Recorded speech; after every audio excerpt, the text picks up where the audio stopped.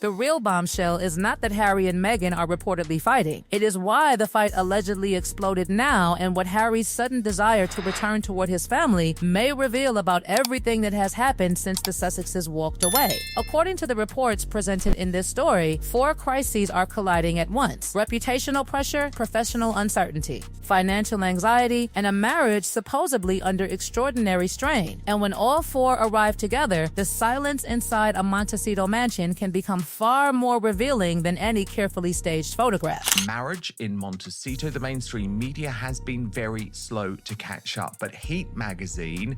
Family and friends just can't stop talking about. It was a picture-perfect day, you know, Windsor Castle. Feel and react when you realize you get to come to the wedding. I'm still reacting.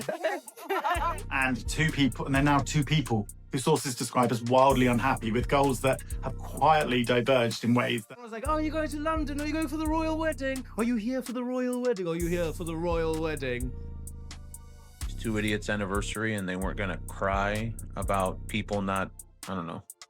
This says the family... Harry would rather be anywhere else than trapped in this loveless union. Harry wants out. We have a new look now at Harry and Meghan's wedding. As they celebrate their first anniversary, we have some brand new pictures from the big day. This is gonna be so... I almost said the F word. This is gonna be so fake. I have a... Was Meghan Markle's worst mistake actually marrying Prince Harry? The couple is celebrating their 6-year wedding anniversary. You know, 3 days before our wedding, we got married. When Meghan Markle and Prince Harry tied the knot, it went... As Meghan Markle walked down the aisle on her wedding day, she had a secret that Prince Harry knew nothing about. That's not what happened. A wedding certificate has proved the couple did not formally marry in their backyard ceremony. Heat magazine reportedly put the alleged marital turmoil on its front page, while Radar Online used an even more explosive description, claiming the relationship was imploding. But the detail that makes the allegation so dramatic is the timing. According to the reports, the confrontation allegedly erupted only hours before Meghan was due to fly to Geneva, not days earlier. Not after some long period of cooling tensions. Hours, imagine the scene, luggage waiting, travel arrangements already moving forward, and yet instead of a peaceful farewell, an argument allegedly erupts behind closed doors. The reported trigger was Harry pushing Meghan to return to the United Kingdom. That single demand allegedly exposed a much deeper disagreement about where their family should be heading next. Meghan Markle stepped out in Geneva for an important conversation, but ended up getting humiliated in the process.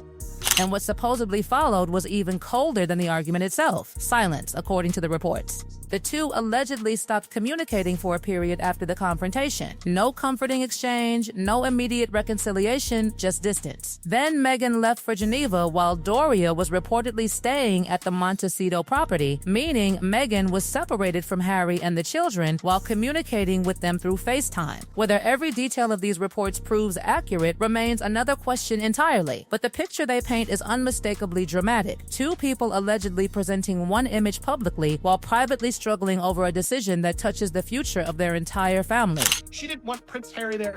This was her moment.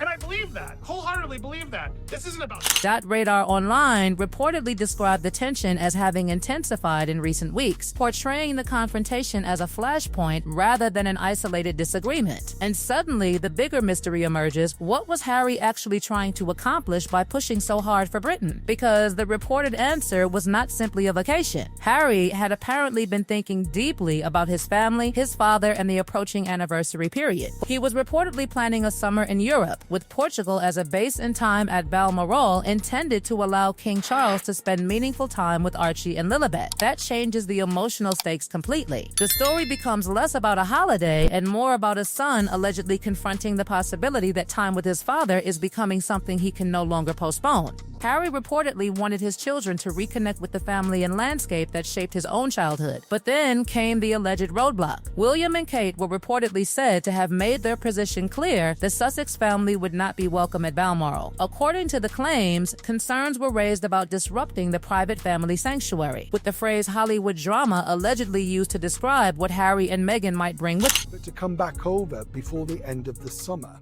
He wants to connect back, particularly with his father. Harry is now... Those two words allegedly detonated the situation. What had been a disagreement over travel suddenly became something much more personal. A clash over identity, family, loyalty, and the future. Harry's carefully constructed summer plan was reportedly collapsing from multiple directions. Then Meghan flew to Geneva, and when she returned, something fascinating happened. The public saw affection. Their social media reportedly filled with anniversary imagery, warm captions, and the polished appearance of a couple completely united. But beneath that presentation, the reports claimed something very different was happening. Heat magazine's alleged source described the couple as being at a standoff. If that account is accurate, then the smiling photographs were not evidence that the disagreement had disappeared. They were evidence that the disagreement was being kept away from public view. And then came another alleged fault line, the Invictus Games event connected to the July countdown toward the 2027 Birmingham Games. Harry reportedly wanted Meghan beside him. Meghan, according to the claims, allegedly told Harry to go without me, Harry effectively insisting that he attend the United Kingdom alone. Suddenly, the question was no longer merely whether Meghan would accompany him. It became a question of whether Harry and Meghan were still moving toward the same future at all. And that is where the story becomes considerably darker. Because while the anniversary photographs created an image of unity, reports were simultaneously describing financial pressure behind the scenes. Star Magazine and Page Six were cited as reporting that the couple were facing serious money concerns. Their post-royal strategy had depended heavily on the commercial value of their names: Netflix, Spotify, speaking opportunities, publishing, and brand partnerships. But commercial attention does not last forever. Deals end, audiences move on, projects underperform, and an expensive California lifestyle continues regardless. The alleged financial anxiety therefore becomes more than a money story.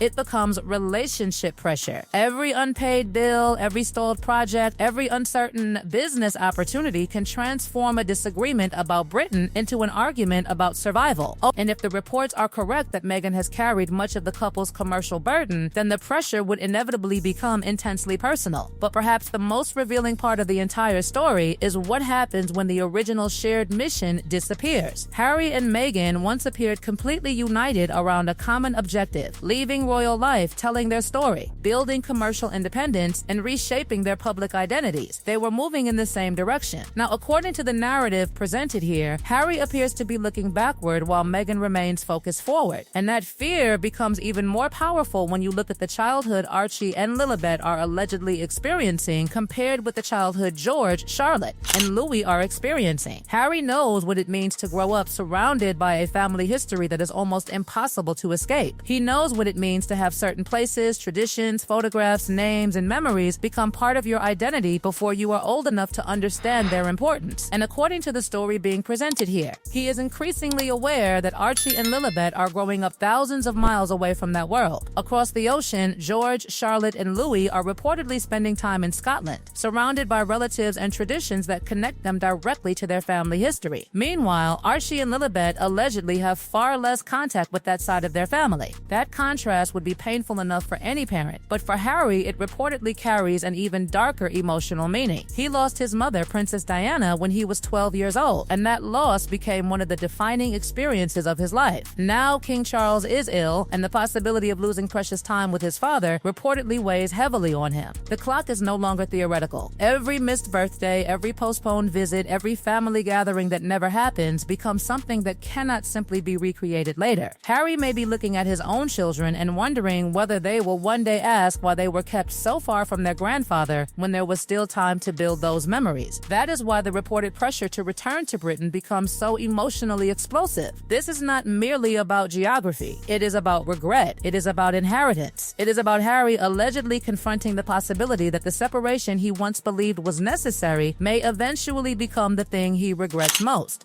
Reports have even described a recent reunion between Harry and King Charles behind closed doors, suggesting that the relationship may not be as permanently frozen as the public has sometimes been led to believe. And if that door is opening even slightly, Harry's reported desire to walk through it becomes much easier to understand. But while that private family drama allegedly unfolds, another battle is taking place publicly. Every time pressure intensifies around Harry and Meghan, a familiar pattern appears, another story arrives, another controversy erupts, another member of the royal family becomes the target. This time, according to the narrative, the spotlight swung toward William William and his involvement in homelessness and housing initiatives. The criticism was extraordinary. The argument was that William could not genuinely understand homelessness because he had never personally experienced the desperation of losing a home, struggling with rent, or dealing with landlords. But take that argument to its logical conclusion and the entire concept of philanthropy collapses. People do not need to personally experience every tragedy they attempt to address. They can contribute money, influence, visibility, and institutional power. Princess Diana understood that better than almost anyone.